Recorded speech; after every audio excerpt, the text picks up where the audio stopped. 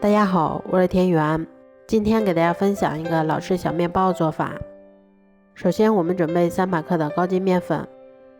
先加入3克酵母粉，再加入30克的白糖，接着我们用筷子先把它们充分搅拌均匀。搅匀后，我们先打入1颗60克的鸡蛋，然后再少量多次的加入大约140克的温水，接着我们用筷子先把它们搅拌成这种面絮状。最后我们再加入25克的食用油，揉成团后，我们把它移到面板上，像搓衣服一样，继续给它揉搓10分钟左右，一直揉成像这样细腻光滑的面团就可以啦。揉好后再给它盖上保鲜膜，让它常温醒发至2倍大。像这样体积明显变大，我们的面团就已经醒发好啦。接着我们把它移到面板上，先给它揉一揉，排出里面的空气。然后再用手先把它搓成长条，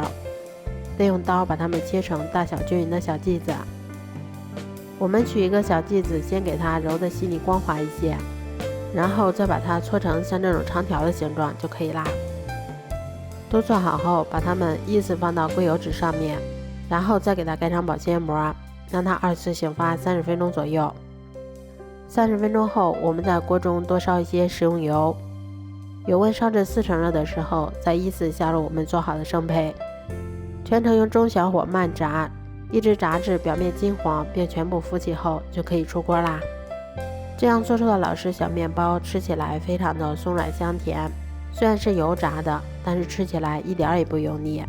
如果喜欢的话就试试吧，喜欢我的视频就关注我吧，谢谢您的支持。